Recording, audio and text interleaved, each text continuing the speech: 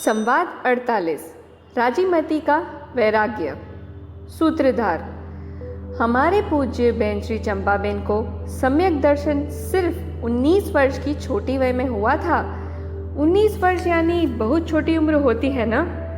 एक सती राजीमती को भी शादी के समय ही वैराग्य प्रकट हुआ और उन्होंने अर्जिका होने की दृढ़ प्रतिज्ञा करी।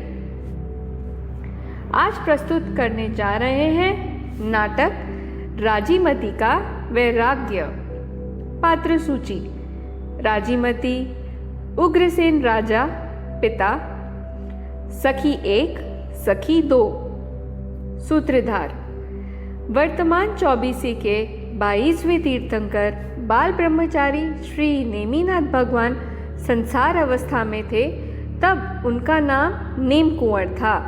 वह जूनागढ़ के राजा उग्रसेन की कुंवरी राजीमती, जिनको हम सब राजुल के नाम से जानते हैं, उनसे ब्याह करने बारात लेकर निकलते हैं। जूनागढ़ के राजमहल में राजुल कुंवरी, जो स्वयं जीन भक्त है, वो वरमाला लेकर अपनी सहेली के साथ बारात का इंतजार कर रही है। ढोल शरणाई और बाजे रे बजाओ, राजीमती की शादी रचाओ। आई बारात आई जूनागढ़ के पंत, नेम कुंवर पधारे। दृश्य 1। सखी 1। आहा, ये ढोल शरणाई के आवाज आने लगे। अरे वाह, नेम कुंवर की बारात आ गई लगती है। सखी 2। हाँ बहन, राजीमती और नेम कुंवर के अद्भुत मिलन की घड़ी आ गई। सखी 1। बहन, तू राजीमती की सखी है तो मुझे नेम कुंवर और राजीमती, ये 2 धर्मात्माओं का थोड़ा परिचय तो दे। सखी 2। सुन बहन, नेम कुंवर तो इंद्र द्वारा रची हुई द्वारामती के राजा समुद्र विजय और शिवा देवी के पुत्र हैं, जो इसी भव में तीर्थंकर होंगे। सम्यकत्व और 3 ज्ञान के धारक हैं। वो धर्म रूपी रथ के चक्र में नेमी यानी धरी समान होने से इंद्र ने उनका नाम नेमिनाथ रखा है। उनके धर्म प्रकाश से अनेक भव्य जीवों का मिथ्यात्व रूपी अंधकार दूर होगा। आहा, क्या उनका रूप और उनके दर्शन ही संसार समुद्र तिरने के लिए बस है। सखी 1। अरे वाह, आज तो तीर्थंकर के जीव के दर्शन करके मैं धन्य बन जाऊंगी। राजीमती तो सच में भाग्यशाली है। सखी 2। हाँ, राजीमती यहाँ के राजा उग्रसेन की कुंवरी स्वानुभव और वैराग्य के श्रृंगार से सुशोभित है। ऐसे महान धर्मात्मा के साथ शादी करने का सौभाग्य राजीमती को मिला, वो उसकी उत्कृष्ट धर्म आराधना का फल ही है। राजीमती तो नेम कुंवर को मिलने के लिए बेचैन हो गई है, जैसे कि चातक पक्षी बारिश की राह देखता है। सखी 1। आहा, बारात तो राजमहल के आंगन में आ गई। वाह, नेम कुंवर की बारात तो ऐसी सुंदर है कि इंद्र को भी अपने पुण्य की हीनता लगती होगी। अरे, लेकिन नेम कुंवर के साथ में 2 महापुरुष जैसे दिखते हैं, ये कुंवर कौन है। सखी 2। ये दोनों कुंवर नेम कुंवर के चचेरे भाई बलभद्र और श्री कृष्ण हैं। वे तो बलदेव और वासुदेव हैं। श्री कृष्ण भविष्य में तीर्थंकर होने वाले हैं। वाह, सौराष्ट्र की धरा तो ये 3 महापुरुषों से धन्य हो गई है। चलो चलो, हम भी जल्दी राजीमती को वरमाला के साथ तैयार करें। दृश्य 2। सखी 1। अरे राजकुंवरी राजीमती, मैं तो नेम कुंवर की बारात देख कर आई। नेम कुंवर तो इतने सुंदर लगते हैं कि आप तो धन्य हो गए। राजीमती, मैं भी मेरे नाथ को देखने के लिए तरस रही हूँ। तीर्थंकर के जीव का निमित्त पाकर बहुत से भव्य जीवों मुक्ति सुंदरी वर्ते हैं। जब नेम कुंवर तो स्वयं मुझे ब्याहने आए हैं। मेरे पुण्य की तो पराकाष्ठा है। अब तो एक एक पल पूरा एक एक युग जैसा लगता है। अचानक शहनाई की आवाज बंद हो जाती है। अरे ये क्या हुआ? ढोल शहनाई की आवाज क्यों बंद हो गई? क्या कोई अशुभ घटना बनी है? मेरा मन एकदम व्याकुल हो गया है। सखी जरा देख तो क्या हुआ है। राजुल कमरे में 2-3 चक्कर लगाती है। सखी 1, बहन बहन। राजीमती, सुनो सुनो, गजब हो गया। राजीमती, क्या हुआ? तू इतनी आकुल व्याकुल क्यों लग रही है? क्या हुआ? सखी 1, बहन, नीम कुंवर ने रथ वापस ले लिया है। राजीमती, क्या? रथ वापस ले लिया है? क्यों? किस कारण से? क्या मेरे से कोई भूल हो गई है? क्या मैंने नाथ के मन को ठेस पहुंचाई है? सखी 1, नहीं बहन नहीं। नीम कुंवर ने रास्ते में बाड़े में पूरे हुए पशुओं की पुकार सुनी और अपने अवधि ज्ञान से जाना कि उनके चचेरे भाई वासुदेव श्री कृष्ण ने नीम कुंवर को वैराग्य आए इसलिए यह सब किया है। वह संसार की विचित्रता को जानकर तुरंत उनको वैराग्य हुआ और गिरनार के सहस्राम भवन में दीक्षा ग्रहण करने निकल गए।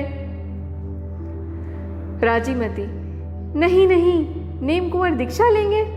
नहीं नहीं कुंवर, मुझे ऐसे बीच में छोड़कर मत जाओ, मत जाओ।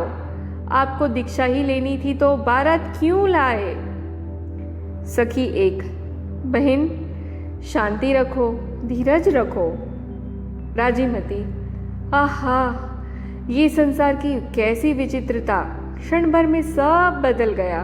अरे प्रभो, आपको जब शादी ही नहीं करनी थी तो यहाँ बारात लेकर क्यों आए? दूल्हा क्यों बने? थोड़ी देर शांति से सोचते हैं। क्या ये पशु के जैसे मुझे भी संसार बंधन से छुड़ने का एक नाटक था? हाँ सही है, अब मुझे समझ में आया। आपके साथ मुझे भी मोक्षपुरी के पथ पर ले जाने के लिए ही आप यहाँ पधारे थे। मुझे वैराग्य का संदेशा देने के लिए ही आपने दूल्हे का वेश लिया था।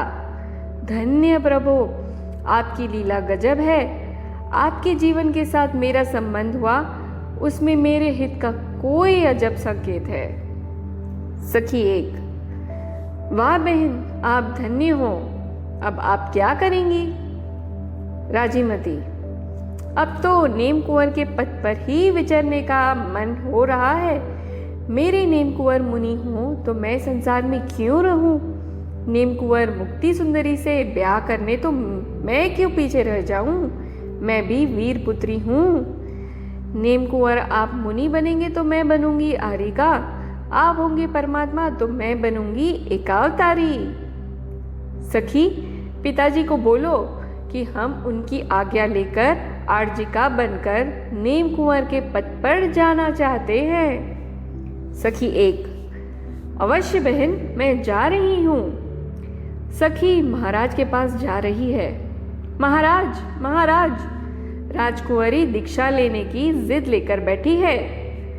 सूत्रधार, महाराज उग्रसेन राजुल के पास आते हैं। उग्रसेन, बेटी मैं यहाँ क्या सुन रहा हूँ?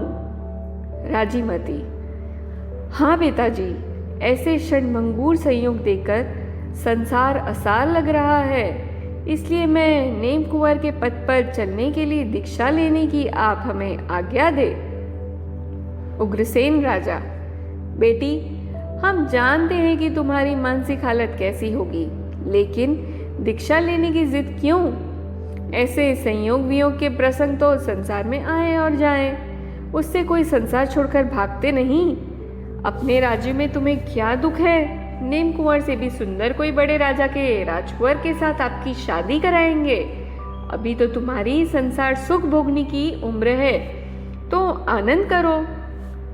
राजीमती, पिताजी आप कौन से भोगों की बात कर रहे हैं जो बादल के समान हैं और क्षण भर में बिखर जाएंगे?